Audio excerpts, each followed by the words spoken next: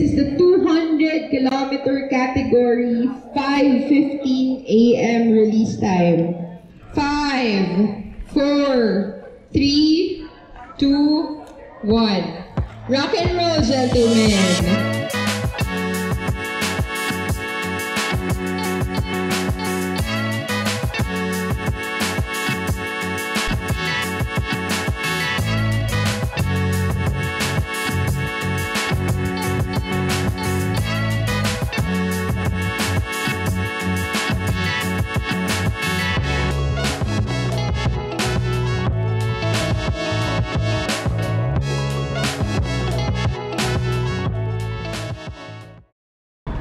Bagong taon, bagong rason. Dito tayo sa Lipa, Batangas para sa 200 km Audax, Batangas. Ayun, nasa second wave ako at pinakahuling second wave. Medyo matagal na yung huling sali ko sa Audax. Yung last time ay sa Baler pa, 6 months ago. After nun, hindi ako masyadong nakapag-long ride, kaya medyo wala tayo masyadong ensayo, kaya mag-pace lang muna tayo.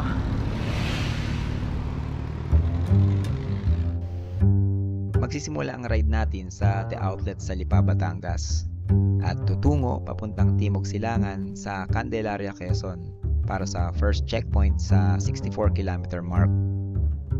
Mula dito, i-trace back lang natin ang ating ruta at maaabot ang not so secret checkpoint sa kilometer 118. Dediretsuhin ulit natin ang daan papuntang west sa bayan ng Laurel para sa third checkpoint sa kilometer 168. Tapos, babalik naman tayong muli papunta sa finish line sa The Outlets. Ang ruta ay may distansyang 205 kilometers at may humigit kumulang 1,400 meters na elevation gain. Dapat matapos mo to sa loob ng 13.5 hours. Not all Audax are created equal. Meron kasing mga ruta na mas madali kumpara sa iba, gaya ng Subic at Tarlac, na mas bagay sa mga nag-uumpisa pa lang sa ganitong events. Mayroon ding ruta para sa mga seasoned cyclist na, gaya ng Baler, Bataan, na maahon at minsan may mga technical sections pa. Itong Audax Batangas, nasa gitna lang siya. Lamang kasi yung lusong sa first 60 kilometers, lamang yung lusong. Kaya ang strategy ko, makapag-conserve ng energy hanggang umabot sa first checkpoint. So sasakyan ko lang yung mga lusong. Sana mag-pay off. Malamig. Ang lamig itong umaga na to. Feeling ko kagaya to ng last year. Pagdating sa bandang Talisay, Laurel, feeling ko malakas yung headwind. Huwag naman sana, pero grabe ang lakas ng hangin. Dinadala yung gulong ko.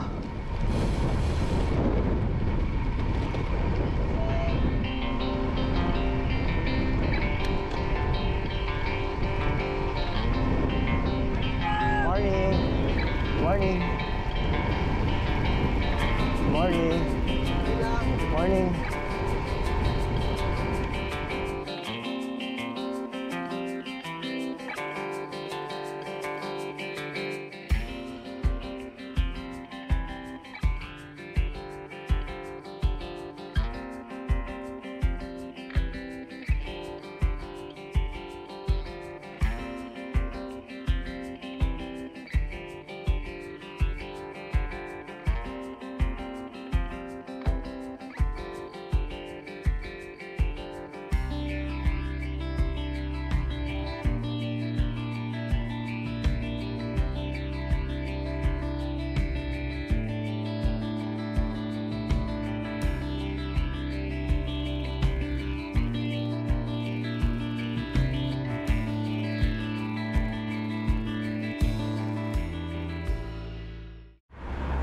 Naka 38 kilometers na tayo.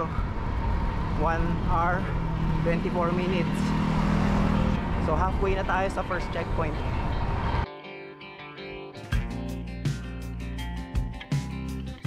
Sa totoo lang, medyo bitter ako sa ruta na to. Last year kasi sumali din ako, tapos after 50 kilometers pa lang, naputol yung spring ko sa rear hub. Kapag naputol yung spring na to, hindi na mag-e-engage yung pulse ng hub mo. So hindi mo na kayang i-propel yung bike. Kaya hindi ko kaya tong i-repair sa tabi lang ng kalsada. Wala akong tools. So mahaba-habang lakaran din para maghanap ng bike shop. Na meron naman akong nakita, pero sarado pa at that time, kaya naghintay ako.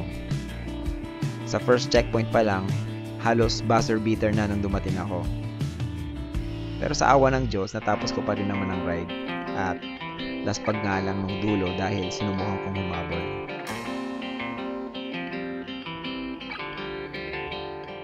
Konti na lang, siguro mga 5 kilometers na lang sa checkpoint. Sakto kasi maubusan na ako ng tubig.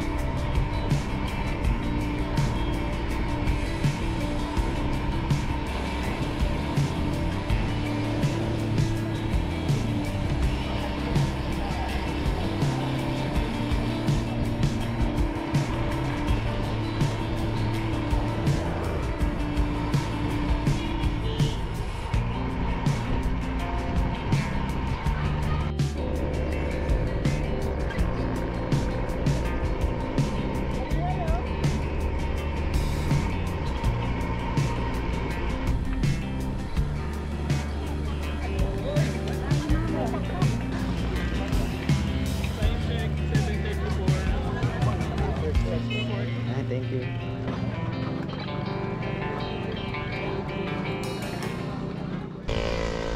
Checkpoint 1, done. Ngayon, eto na yung may ahon sa Alaminos. Kaya, sana effective yung pagtitipid ng lakas kanina.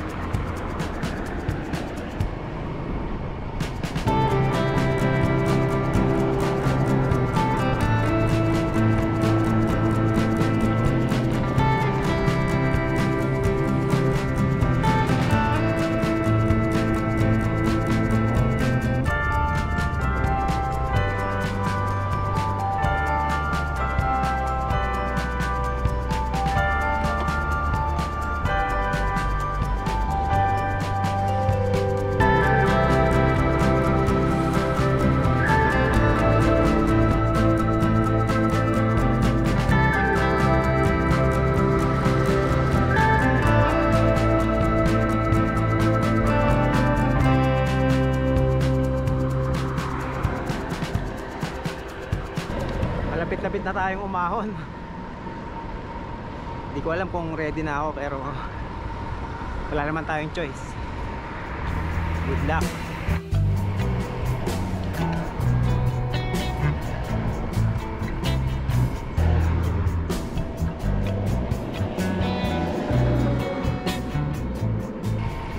Wow, may pader.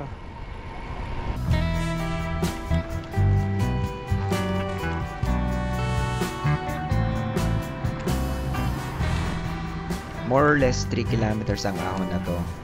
Depende na lang kung saan ang start ng sukat mo. Meron tong average gradient na naglalaro sa 5.5% at pumipitik-pitik na 10% sa steepest section. As much as possible, sa mga ganitong mahabang ahon, seated lang ako almost all the way. Mas efficient kasi to para sa akin.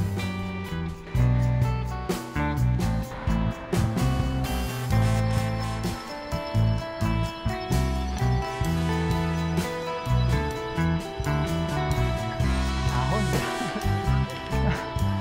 Huli na ata to eh. Malapit na, malapit na.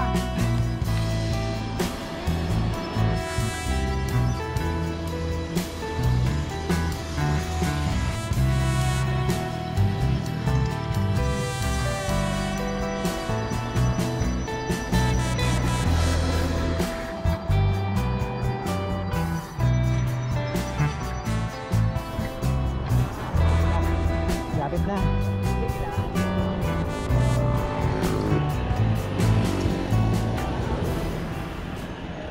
We survived. Meron pang ahon pero yun na yung pinakamahirap pagkakaalala ko.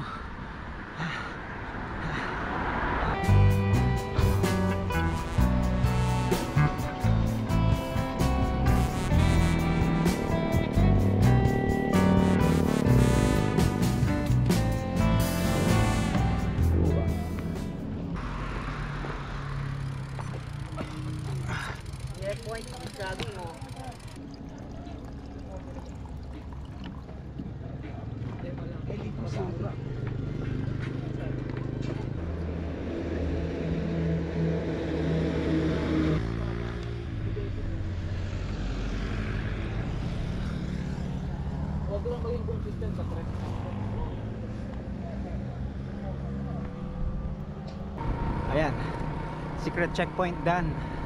Ngayon papunta na tayo sa Laurel para sa third checkpoint.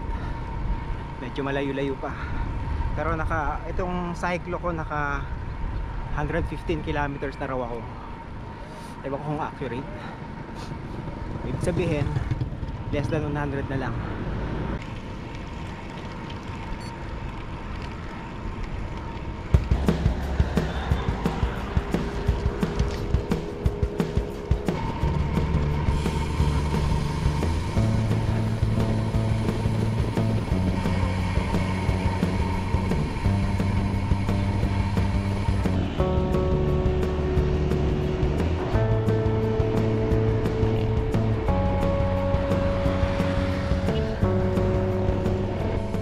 Sa bandang Lipa hanggang sa Malbar, may nakasabayan akong mga kapwa siklista. Siguro for the next 5 kilometers. Medyo mahabang lusungan to, kaya kahit papano, kahit traffic tong kalsadang to, medyo na-enjoy ko pa rin.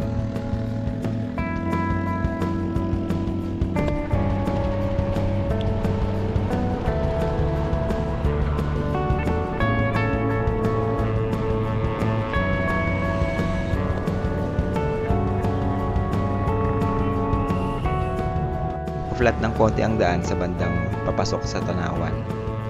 Pero pag pumunta ka na sa Talisay, meron ulit mahabang lusong.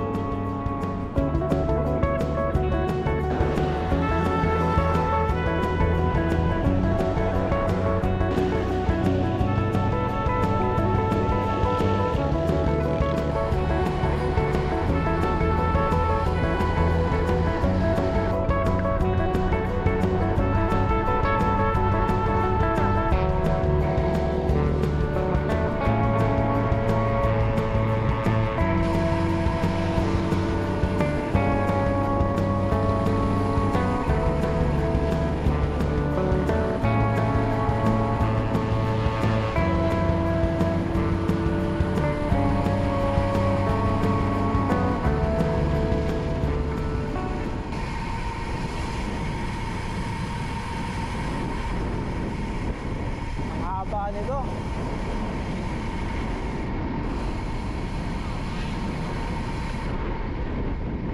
Yari tayo mamaya nito pag inahon natin.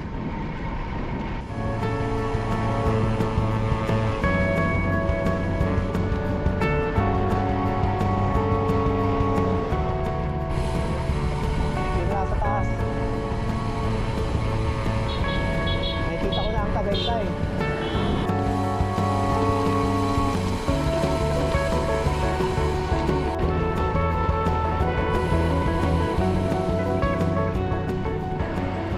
Mula Talisay papuntang Laurel, rolling na ang daan. At tama nga ang hula ko ng umaga. Malakas ulit ang hangin dito.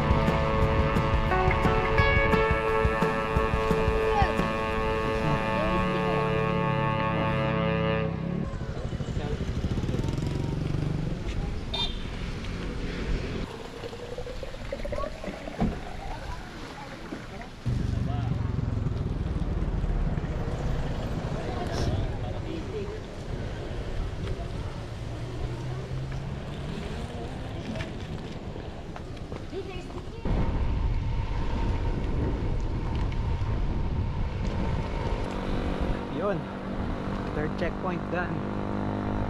40 kilometers na lang para sa finish line. Konting push pa.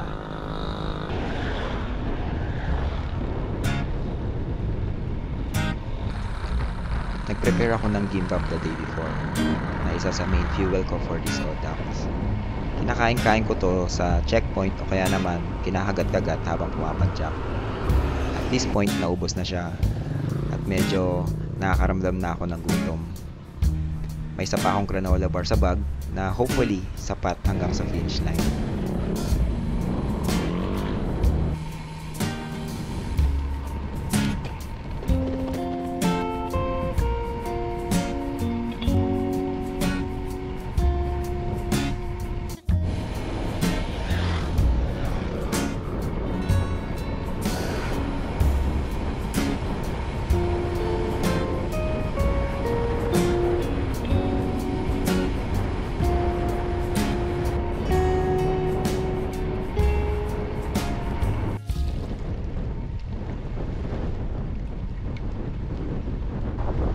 Nakakaumay yung walang katapusang headwind.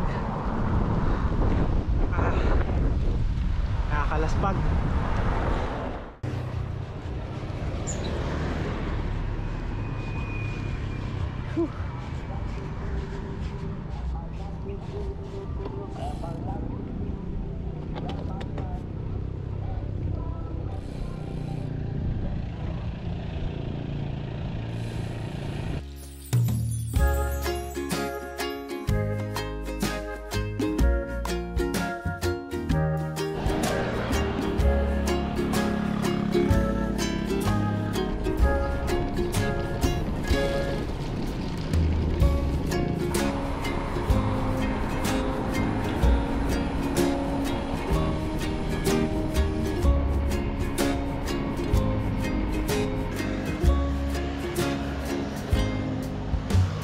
Ito na yung pinakamahirap na section ng ODAX Batangas para sa akin.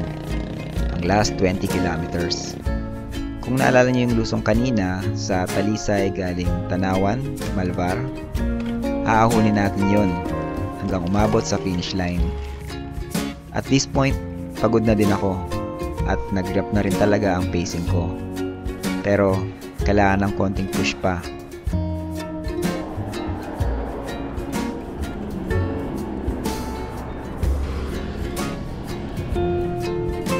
Tinitiis ko lang pero gutom na talaga ako at this point. Ilang kilometro na lang kasi papuntang finish line.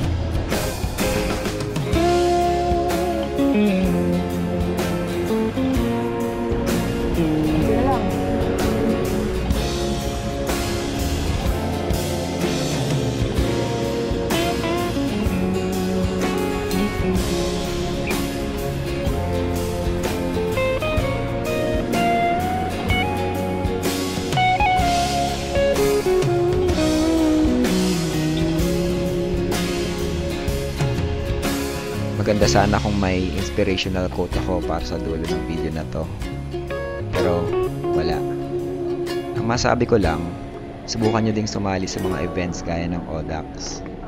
Mahirapan ka, mapapagod, pero may sayang may iwan sa'yo sa dulo.